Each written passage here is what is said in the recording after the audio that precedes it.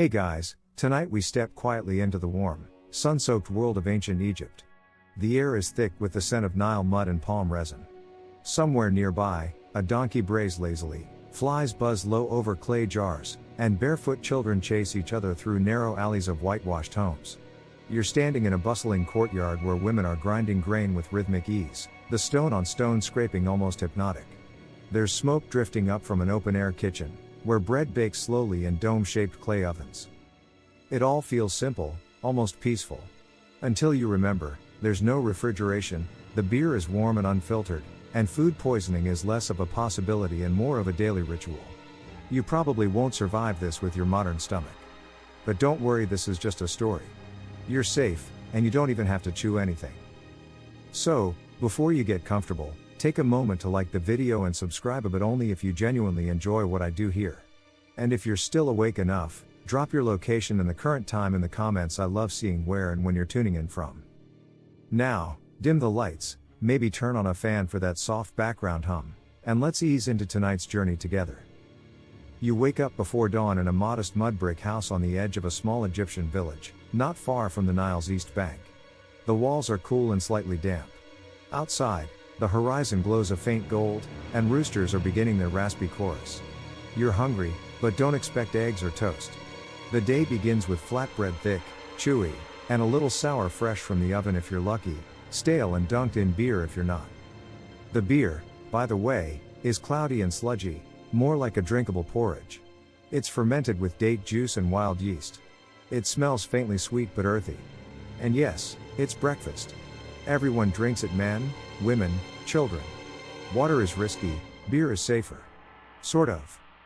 In the courtyard, a woman sits grinding emmer wheat with a curved stone. Her hands are calloused. She's been doing this since she could stand. The flour she makes is coarse, full of grit. Later, that grit will wear down your teeth. Slowly. Permanently. But you chew anyway because that's just what life is. You're headed to the fields today. Your job is gathering vegetables and watching for snakes. The sun climbs high, and with it, your appetite. Lunch is onions. Not caramelized or gently sautéed raw. Juicy, crunchy, pungent. Onions are a staple, eaten like apples. Rich in sulfur, they keep you strong. And also ensure nobody wants to sit too close. If you're lucky, there's fish. Caught fresh from the Nile and cooked over a small fire until the skin curls and crisps. It's seasoned only with salt and whatever herbs someone managed to grow nearby, maybe coriander, maybe dill. But sometimes, fish is dried and rehydrated, chewy and tough. Either way, you eat it with more bread and that sour beer, the kind that fills your belly but leaves a chalky aftertaste. Dinner comes as the sun dips low and the shadows stretch long. There's lentil stew, thick and simple, with crushed garlic and oil pressed from sesame seeds. It simmers slowly in a blackened pot, filling the house with warmth and the promise of rest.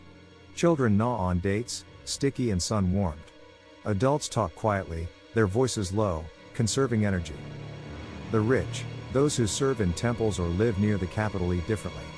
Their kitchens are larger, with servants doing the cooking.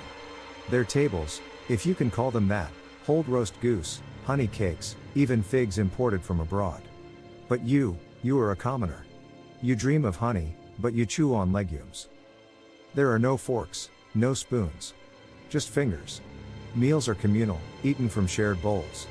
And yes, double dipping is not just common, it's expected. You tear bread, scoop stew, and try not to let it drip on your tunic. Every now and then, you might get a treat. A piece of carob pod. A handful of tiger nuts. Something sweet to chew on slowly as the stars rise above your roofless bedroom. But no meal is complete without a prayer. Before you eat, you thank the gods, especially Hapi, the Nile god, for feeding you with his floodwaters. You murmur your thanks, even if your stomach still grumbles, even if the bread is hard, even if the fish smells a little off. You fall asleep full enough, the taste of garlic still lingering. Somewhere nearby, a cat curls up by a hearth, watching the night. You hear frogs in the distance, the rustle of palm leaves, and the occasional murmur of your neighbors, drifting into their own dreams. Tomorrow, you'll do it all again. You'll wake with the sun, grind the grain, drink the beer, and taste the dust on your tongue. It's a quiet rhythm, ancient and ordinary.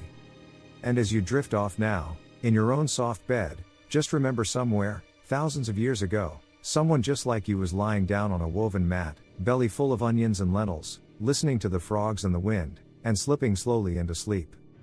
Good night.